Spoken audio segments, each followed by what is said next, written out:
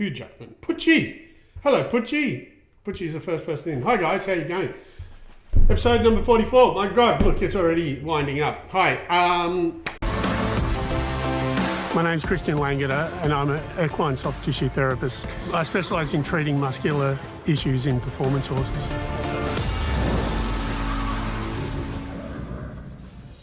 Morning, Putchie. I hope you're going to have a good ride. Putchie's my beautiful wife. I'm very lucky. Anyway, she's off riding at the farm. Anyway, hi everyone. Hugh Jackman saying hello to Putchie as well. Good morning, boys. Hey, Nez Pop, how are you? Right. Sue. Hi. How are you? Is that Sue? Looks like Sue. Anyway, right.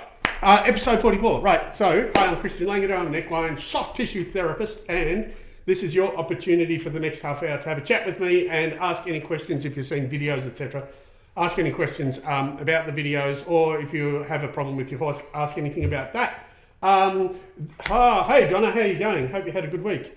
So if anybody has any questions, if you have anything about, you waved it. Oh, sorry, I'm trying to read. It's all weird. Love what you do, Christian Langeder. Live for your videos. Oh, thanks, Brock. That's very kind of you. If you have any questions about my videos or me, or we'd love to know where you're from. So anyone who wants to just yell in, obviously, I'm very interactive. I love that sort of stuff. We're going to go through. So what we do is we go through a couple of videos. We've noticed that a lot of people like to talk to me more than they like to watch my videos on the live, which is fair enough. I understand, because you get a chance to have a chat. So if anyone has questions, please let us know where you're from. Please hit the likes, because that helps us go off into everyone else's For You page. And anyway, so that's about it. Thanks, guys. There's quite a few people already on.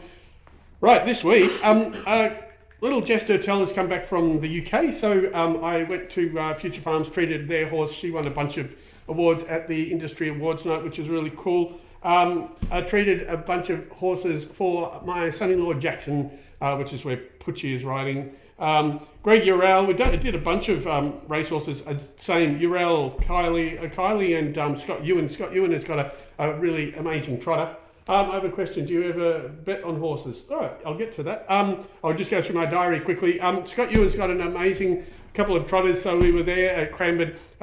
Nathan Dunn, Alex Ray. I treated a horse for Alex Ray by the name of Lofty Arch. He's coming out. And speaking of betting on horses, maybe Lofty Arch is going to be one. How's Jim? He's good. Anyway, so have a look at him. He's going to come out in the next couple of weeks. People are starting to bring out their really good horses. So the good horses are coming out. We're going to start seeing some really good racing. Spring Carnival is not far off. Chris Diplock, Shannon Rogan, who else do we have here? Then I was in Geelong, and then at the end of the day, I finished off with Rick's Cafe yesterday, actually, which is another horse that I'm looking forward to seeing running again. So, how's Jim? Jim from Gregory Urell's is really good. Thank you, Huge. He's probably going to be coming on again today, but he was the antagonist last week. Do I ever bet on horses? Not often, is the answer. I don't bet on horses often. I have done, and it's not illegal for me to bet on horses. I think the only people who can't bet on horses is jockeys, because they have the last say in what the horse does. But I'm happy to be corrected on that. And but no, I don't bet on horses often. Sometimes I do, but it's not. If I'm not very good at betting, and as most people will tell you, my tips are shit. So we don't do that. But anyway. Back to what we do here. We're going to be breaking down some videos. You can see this also on Spotify, YouTube. What else, Drew? YouTube, Spotify, Facebook still, and eventually we'll have it up on X. On X. You can see some of them on X as well, but not the podcast. So my videos are up there, but not the podcast. Anyway, well, episode number 44, let's begin it. Should we do a video, Drew, and see what happens? Or you're just looking at the screen and seeing... No, just if you can just answer Nez Pop's question. Oh, yeah, okay. How's the course coming along? Slowly. I've had a lot of things, as always, I've had a lot of things changing in my life. I have a new PA, and you know what, it's just been a busy time of changing things over. And so the course is definitely come along. Drew is definitely an instigator in pushing it.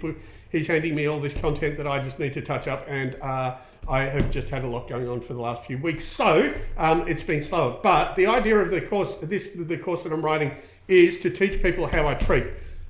So we all know that I already diagnose in my own particular way, and we've definitely seen that I have a tricky way of treating.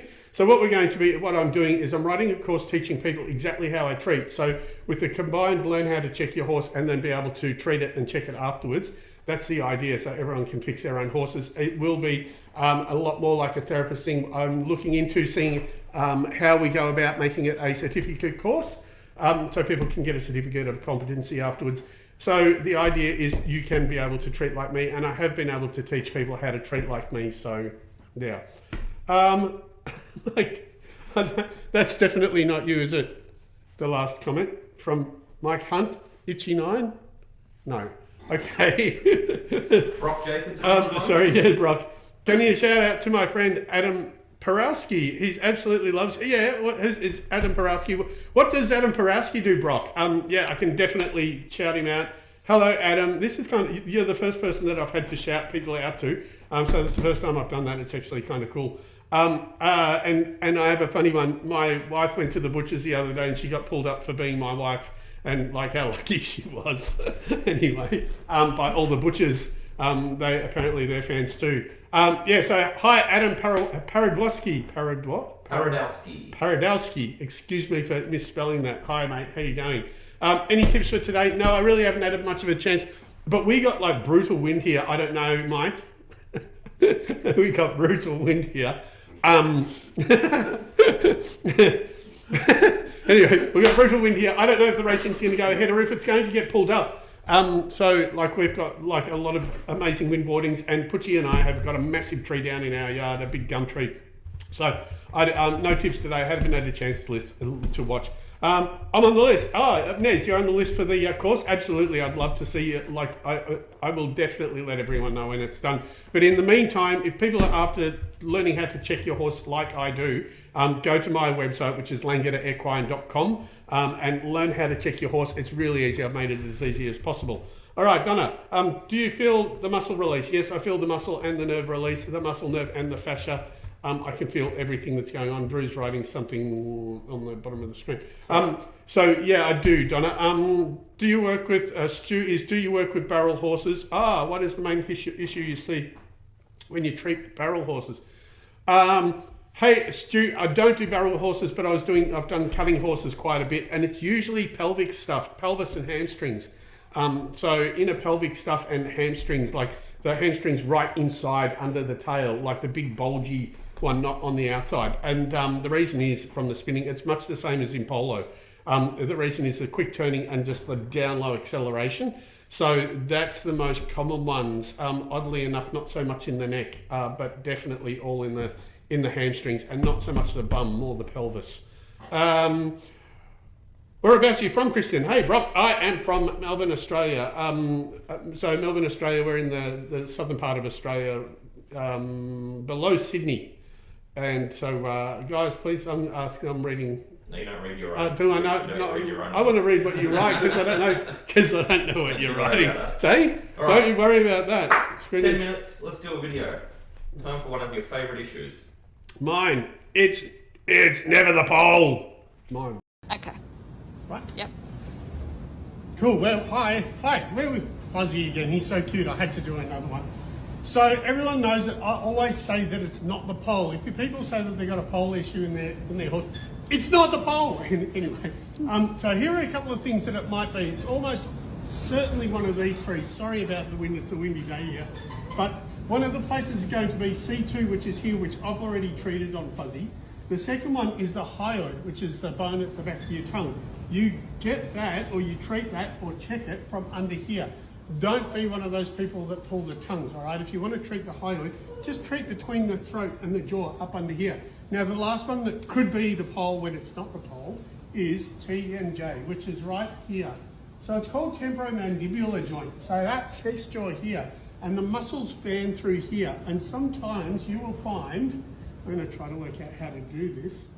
Sometimes you'll find that one of those little parts of the fan or one of those little muscles is sore, and you can see on him, he's not enjoying that one spot. Now, all I'm doing is I'm just rolling my finger over the muscle and then applying pressure into the back of it. So I'm kind of stretching that little part of the muscle. So I'm forcing a stretch. I'm going to let him just sit with it for a bit.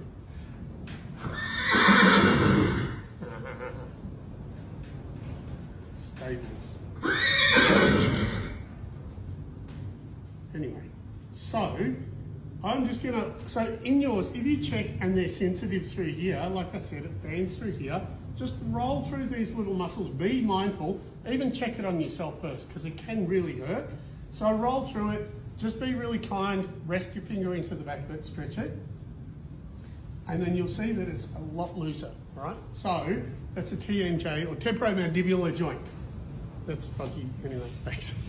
So that was the TMJ. It's never the pole. I cannot repeat this often enough. Whenever you hear about someone saying that they've got a pole issue or their horse is on in the pole or out in the pole or any of that sort of stuff, it's not. Even if you get someone who cracks it up in the top of the head, and I have opinions about cracking horses, but you're releasing gas, right? But the thing that braces them is the other muscles. So unless you treat those muscles, which are C2, the hyoid, and there was a bit of a trend of pulling the tongue or using the tongue to stretch the hyoid.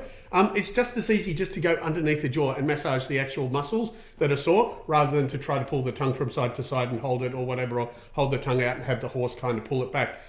The one that was on there is the TMJ, and like I said, feel it on yourself. It's actually the jaw, and if you go and stick your finger in that little jaw bit and wiggle around, you'll feel that it's actually quite sore. So if you go to roll through that and fix it up, be really kind to the horse because it probably hurts like crazy. So be nice, just roll through those muscles. And all I was doing in that one was rolling over the muscle and then just applying pressure into the back of the muscle. So, all right, TikTok star, another one. So enjoy watching and learning how to help horses. Very interesting. Thank you, TikTok stars. That's very kind of you. Thanks, Drew, even highlighting them for me today. Just wanted to say what you do is absolutely amazing, and you're a horse god. Well, I don't know about that. Sorry, I keep on seeing these little... This is Drew, right? And you should have a look. If you saw what Drew looked like and then you saw that he puts these out. Anyway, I don't know about a horse god, but thank you very much. The whole idea is to try to help people help their horses and understand their horses. So I'm going to mention my website again. It's LangederEquineShow.com, but I hope you just enjoy, if you don't go to that, I hope you just enjoy the videos that I do, and also I hope you like that that I'm interactive and I like to chat with my people. What else? Just like us humans. Yeah. What were we? Sorry, I have gone through too many questions, so I don't know what. So it might have been in response to something that you were talking about. The jaw? With the touching there. Yeah, you don't want to pull your own tongue and you don't want to be like really crazy into your TMJ, just like us humans. Absolutely. You can interact by tapping my face. It goes, stop reading your own things. Anyway, so Spring Carnival is coming, which is really exciting for us. So in Melbourne, we have Spring Carnival, which means a few different things. Spring is coming, so we're going to have gut issues. Just like in the States, you're going to have autumn coming, so you're going to have gut issues. I've had quite a few gut issues, and so hind gut problems. So basically it's acidosis, and then firstly it's acidosis, it could be lesions, and then it turns into, excuse me, I got an itchy palm again, and then it turns into ulcers. So there are quite a few different videos to check on how to check your hind gut. The thing about hind gut is, we're right through, the thing about hind gut is, so you go from the last rib to the pelvis to the, if I get Drew's other really nice horse, like that, from the last rib into the pelvis and that top muscle, you go into this little sweet spot right here and you just give it a press, but make sure you do it from the opposite side. I realised that I've done a couple of videos on it recently. So you just reach over the back of your horse and you pull into the hindgut. If there's a reaction there, you almost certainly have acidosis. And then you go, as I said, it varies into intensity up to ulcers. We medicate with Equisure. That's what I was told. I've been told I said that a lot, but it's effective. It's a good medication to use. The reason why it starts, we have bot flies. I don't know if anyone else does. Bot flies can cause lesions in the gut, and so the naturally occurring acid can burn those lesions. I've done a dissection with a couple of vets of a gut and had a look at all these different lesions that are caused by bot flies, and they can be a problem. Are you about to say something, Drew? Yeah, there's a question relating to this from YouTube, which is how long do you treat with Equisure? So about 3 weeks. So what happens is, for how long do you treat is, when you give Equisure, it instantly alkalizes the gut. So the burning isn't as intense, but it takes about 3 weeks for those lesions to start healing. But 3 weeks seems to be the change where things happen. Oops, what happened to that comment? Oh, there we go. There we go. I thought my horse had arthritis in the knees. He's 23. I did the leg test you posted and he's fine. Yeah, right. So you could still have other structural stuff, Laura. So if you guys have seen, I'd say that horses, you should be able to lift their fetlock, that part, to check the knees, and we call them knees in Australia at the front. But if you flex up the horse's leg, the fetlock should be able to touch the forearm or the digital flexors without any problem. It doesn't mean there's not damage in the knee. It just means that there's a less likelihood of changes, or you can tell if they're at, hey, Sheila, less likelihood of changes. And so I just always see if they've got a proper range of motion, and if they're restricted, then we have changes in the knees. But there's still plenty of other things that can happen. I just use it as an indicator so I know what I'm dealing with. I actually treated a horse the other day. I believe it was an eventing horse. It was yesterday, and it had like massive inflammation in the knees because it hit a jump with both knees. And so we were looking at it, the vet's having a look at it, but they were extremely sensitive. They were swollen, they moved. There was no range of motion problems, but they were very sore. And as I went to move them, the horse was really unhappy with me. That is one of those things that I diagnose because I know that if we've got a problem, I need to refer to a vet. It's not something that I can fix. Do you have trainers? Funny giving horses minerals or anything to treat the hind gut issues? Yes, Jim Mason is one of those. He loves when I tell him he needs to give Equisure, or magnesium in particular. He loves it. Now, I do get old school trainers that think that if they feed horses well, then nothing else should happen. So yeah, I do get that. And you know what? I just work with them. So, hi Sheila from Michigan. How are you? Good to see you here again. Yeah, we love having you over here. It's really cool. We got our own special Sheila who sends videos, or who has sent videos often. I was talking with someone the other day saying quarter horses have tighter fascia. Do you find that? Whew. I can see what you mean. Yeah, I get what you're saying, because yeah, they probably, I mean, in the quarter horses that I've treated, they definitely are tighter bodied and thicker. So yeah, look, I'm not going to disagree with you, but there's no point in why they would have tighter fascia though. Where are you going, Drew? One down. It's not me, it's just lots of people commenting. Sorry, okay. Got to run, but big bye-bye from Vancouver Island. Thank you, TikTok stars. Thanks for saying hello. And enjoy Vancouver. Vancouver's beautiful. I have been there. My name is Ron Burgundy. They're from San Diego. And enjoy Vancouver. Vancouver's beautiful. I have been there. My name is Ron Burgundy. They're from San Diego. Are we on?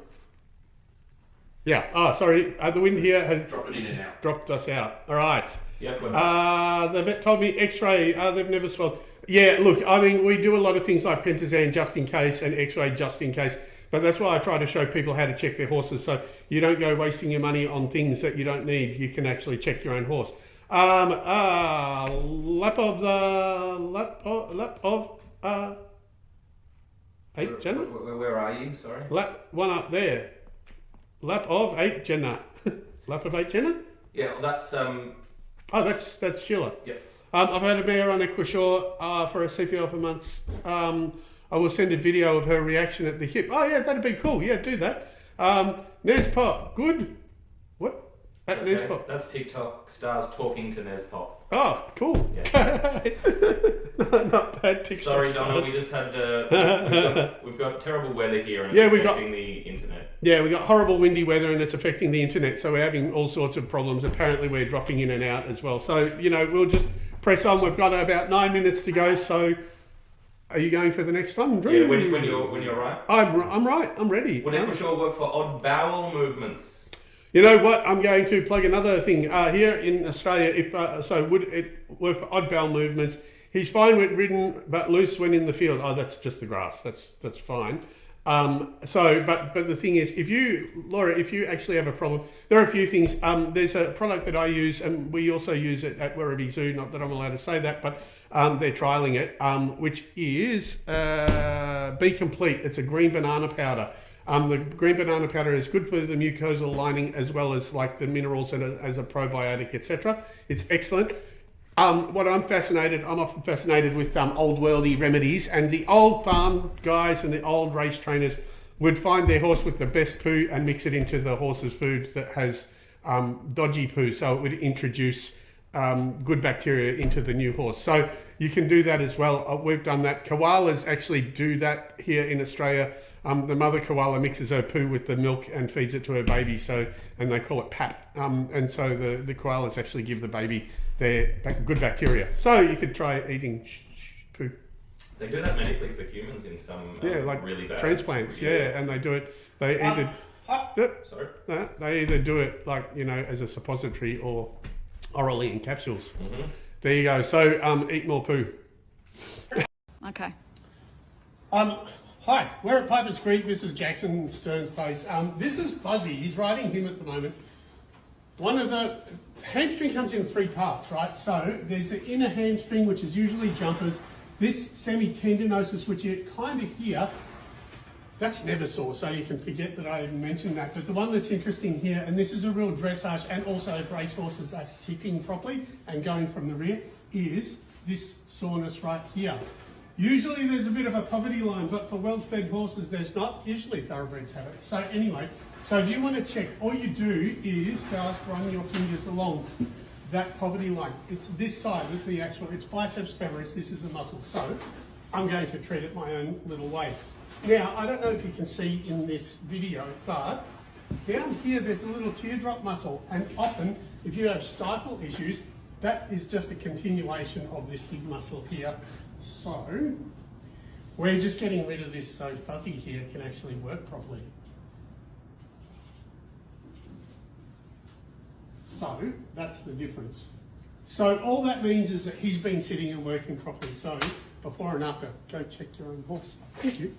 All through the horse's bum, it's a sitting muscle. Go check it on your horse. If you ride dressage or you ride racing, it's almost certainly that, well, without doubt, the 2 most common soreness I find is biceps femoris, that one, not necessarily into the back of the stifle, and also lower neck. So that is a bread and butter one that you should use. You will see, we were watching a video before, you'll see when people like stand behind the horse and they run their fingers over the horse to get the horse to pick up its core and strengthen its core. As they go over the biceps femoris, the horse arches its back up. Now, I always look at those and go, please just fix the horse's hamstring. But, if you're going to use a soreness to try to strengthen the rest of the horse, that's cool. But it is a good way of strengthening the core. But it is exactly that point, and you can fix it yourself. And it means the horse has been sitting. So that's one of the hamstring muscles. All right. He's got ulcers. Where are we? No, he's not got ulcers or showing any pain with them. Yeah, I get that. Sorry, Donna. Yeah, it's getting a bit windy here too, and hot. Oh, I wish it was hot here, Donna. He's not got ulcers. Yeah, that's fine. All you do, I'd expect it is because the grass is changing. I don't know whereabouts you are from, Laura, but here, spring the grass is going to change, and a lot of horses are going to get pretty messy in their stalls. So that's not unusual. But even still, it's not an ulcery thing. It can be inflammation, and it can just be rich food, or it can just be that your horse needs more good bacteria in the gut. Thanks for your tip about magnesium oxide too. Yeah, they're the two. Well, a few of the biggest things that I do is I like magnesium oxide. That is from Sheila again. Sheila, I love magnesium oxide. It's crude, but it uptakes well, and it stops cramping really quickly in the horses. So, and it's cheap. It's not like a multi-mineral thing that costs you about $3,000 to feed your horse. It's really cheap, and it's a powder, and it works. And I like simple things that work. Laura, can I get B complete in the UK? Probably. I don't know if you can get, and it's just a B for banana. So it's B complete. It's an Australian-based company, and so I don't know if you use green banana powders in the UK. And I'm not sure if they actually ship it out there. Shit happens. It absolutely does. Justine, hello. And we've got Lisa. Lisa Yisa. Lisa Yisa. Love watching your work. When you do the release, does the area need any aftercare? No, it doesn't. So when I treat something, it doesn't need any aftercare. I fix it straight away, and usually the only work that, well, unless there's a tear or a real problem, but no, it's one-time treatment. I treat it once and that's it. And the only time I like to retreat it is if it re-injures. So no, I don't have to do it more than once, and there's no aftercare. I don't like I like people just to be able to ride their horses. So I don't like to, you've got to have 2 days off, then you've got to do poles, then you've got to do carrot stretches, because I know no one's going to do it. I prefer to just fix it and let them ride their horse. So no aftercare for me. Right. Is there anything to... All right. We're at Summerfield Farm. This is Magoo. Magoo's a cutie. He's a sweetheart. He's about 21 years old. I just wanted to do a video on how I actually check a horse's back, but I also want to preface this, with we have this opinion about horses that if we check a back and it dips, that it's actually the back. So I don't believe it is. I think primarily it's a muscular attachment. So whenever you run your hand along a horse and you see a dip, think about the muscle that attaches to the spine at that point. You can get an anatomical diagram or have a look at my videos. So I just want to show you how I check. A lot of people are doing this sort of stuff. You don't get an accurate assessment of a horse if you're pinching its back, especially if it's a reactive horse. He's not at all reactive. I've treated him. He's pretty stoned, so this is pretty easy. But all I do is I start from above the shoulder blade and I just do one quick sweep of the whole horse. Now, he's not reacting because he's been treated. He had a few bits and pieces. I wanted to get rid of him so we had an idea. But there's probably about like 11 or so points that I look for that buckle when there's something wrong or have an involuntary spasm. So again, don't pinch, just run your hand along normally. I use kind of the side of my finger or the flat of my finger. Different horses are going to be different. There's going to be non-reactive ones like him. There's going to be like hyper-reactive ones. So just adjust your pressure to how you do that when you're actually doing it. But like I said, wherever they dip, have an idea, like all through here where they have several parts. There's a lat here. This is my Pandora's box. There's a whole bunch of different muscles that attach here. So look at my videos. Medial glute, biceps femoris, and hamstring. I just roll through the back of the hamstring. Again, I usually treat up high, but just to check them, you can just roll, grab it and pull out. Now, be firm because you want to know if there's actually an issue or not. Don't be too soft, and same with the back. Be as firm as you can, but be mindful of the sensitive ones. So check your horse's back. Thanks, Gina. And it didn't. So what happened is then I realised that whenever I have a flinching, like if I see a reaction of the horse, wherever the reaction it was almost certainly an attachment to a muscle. So then I started treating whatever muscle attached to that part of the spine and started fixing them properly. Then I worked out my own way of treating horses. But so if you run your hand along your horse's back and you see a flinch, it's not the back in that spot. It's actually a muscular attachment. And like I said, you can either go to my website and learn how to do that properly. It's very simple. There's a whole bunch of videos. I learn via videos, and that's why I do this. So is a whole bunch of videos. There are lots of chalk texters with me drawing on horses, teaching people how to do it. So go for it. Go and have a look at my website. Is there anything I can do with a cow-hocked horse who struggles with the farrier?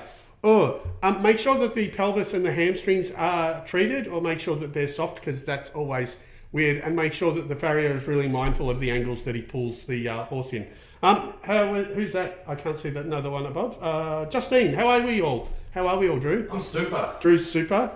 And Huge is good as well. Yep. Check my POO and he's hyoid recently. Reaction further down, closer to the muzzle. What's up with that? Yeah, well, it's a whole fan. If it's right down to the muzzle, they could be glands. Glands are up there too. Yeah, that's really weird. I haven't seen that often, so I'm sorry to roll over that one. We've only got less than we're already over time, so I'm just going to finish up with this. Thank you, Lisa Yisa. Oh, you're very welcome. You're rolling, not grabbing. Got it. Yeah, exactly. We're just sweeping over the back, so you don't actually do this. Or are you talking about here or here? Whenever I'm treating, I'm rolling, unless I'm just lightly touching the muscle and tripping them out. And the reason why I'm rolling is that I'm opening up the connective tissue and holding the muscle in a stretch. I have a subscription. Love it. See, thank you. That's very kind of you, Sheila. Yeah, absolutely. My name is Ron Burgundy. Just check the Be Complete website where they have Australia and USA sites. So there you go. It's in the USA. Linda, hi. How you going? Ron Burgundy again. Oh, Jesus. You may want to contact them directly. Oh, look at that. There you go. There you go. Thanks, Ron. My farriers worked out at quarter horse don't flex as much as TBs or stock horses. TB means thoroughbred. Thoroughbred. Yeah, thanks, man.